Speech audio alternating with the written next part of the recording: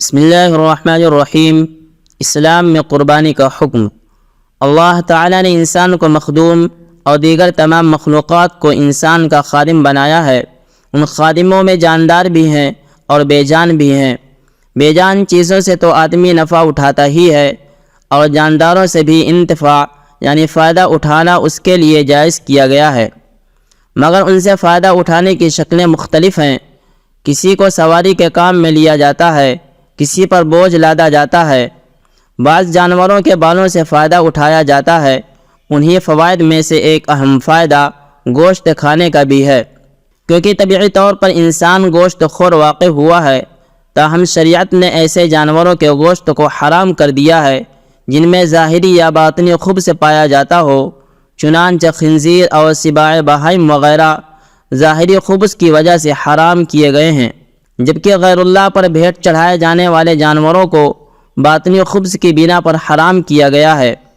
اب دنیا میں پرانی قوموں سے یہ دستور رہا ہے کہ جانوروں کے خون بہانے کو تقرب کا ذریعہ سمجھا گیا، اور حضرت ابراہیم اور اسماعیل علیہ السلام کے واقعے میں اللہ کی رضا جوئی کی خاطر جنتی میڈھے کی قربانی کرا کر عملاً اس دستور کو صحیح رخ دے دیا گیا۔ اور اسلام میں یہ بھی طریقہ نہ صرف یہ کہ مشروع بلکہ مطلوب و محمود قرار پایا، اور وسعت والوں پر خاص دنوں میں متعینہ جانوروں میں سے قربانی پیش کر کے تقرب خداوندی کے حصول کو واجب قرار دیا گیا، اور اس پر اتنی تاکید کی گئی کہ نبی اکرم صلی اللہ علیہ وسلم نے سخت تنبیہ کرتے ہوئے ارشاد فرمایا: من وجد ساعة لأن يضحي فلم يضحي فلا يحضر مصلانا۔ جو آدمی قربانی کی گنجائش رکھنے کے باوجود قربانی نہ کرے وہ ہماری عیدگاہ میں نہ آئے۔ پیغمبر علیہ السلام کے ارشاد سے اسلام میں قربانی کی اہمیت کا اندازہ لگایا جا سکتا ہے۔ ایام قربانی میں قربانی سے بڑھ کر کوئی عمل نہیں۔ قربانی کے ایام میں دیگر عبادات کے مقابلے میں قربانی کا عمل اللہ کو سب سے زیادہ پسند ہے۔ چنانچہ ام المؤمنین حضرت عائشہ صدیقہ رضی اللہ تعالی عنہا سے مروی ہے کہ نبی اکرم صلی اللہ علیہ وسلم نے ارشاد فرمایا: ما عمل آدمی من عمل يوم النحر احب الى الله من احراق الدم فانه لتأتي يوم القيامة بقرونها واشعارها واظلافها وان الدم لا يقع من الله قبل ان يقع من الارض فطيبوا بها نفسا۔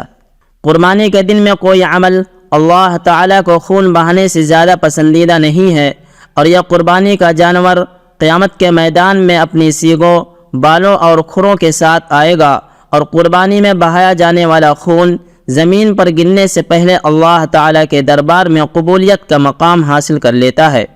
لہذا خوش دلی سے قربانی کیا کرو۔ واضح ہو کہ ایام قربانی میں جانور کا ذبح کرنا ہی لازم ہے۔ جانور کی قیمت کے صدقہ سے کام نہیں چل سکتا، اور جو شخص وسعت کے باوجود قربانی نہیں کرے گا وہ سخت گنہگار ہوگا، کیونکہ وہ واجب کا چھوڑنے والا ہے۔ قربانی سے متعلق چند اہم مسائل۔ قربانی کے ایام 3 ہیں، یعنی 10، 11 اور 12 ذی الحجہ۔ اس سے پہلے یا بعد میں قربانی معتبر نہیں۔ 10 ذی الحجہ کو قربانی کرنا سب سے افضل ہے، اس کے بعد 11 اور 12 ذی الحجہ کا درجہ ہے۔ قربانی کا اصل وقت 10 ذی الحجہ کی صبح صادق سے شروع ہو کر 12 ذی الحجہ کے سورج غروب ہونے تک رہتا ہے۔ البتہ جس بڑی آبادی میں عید کی نماز ہوتی ہے وہاں نماز عید الاضحیٰ کے بعد ہی قربانی درست ہوگی، اور جہاں نماز عید جائز نہ ہو جیسے چھوٹے گاؤں اور دیہات تو وہاں صبح صادق کے فوراً بعد سے قربانی درست ہے۔ نوٹ: دیہات والوں کے لیے افضل یہ ہے کہ وہ سورج طلوع ہونے کے بعد ہی قربانی کریں۔ سبحان ربک رب العزت عما یصفون وسلام علی المرسلین والحمد للہ رب العالمین۔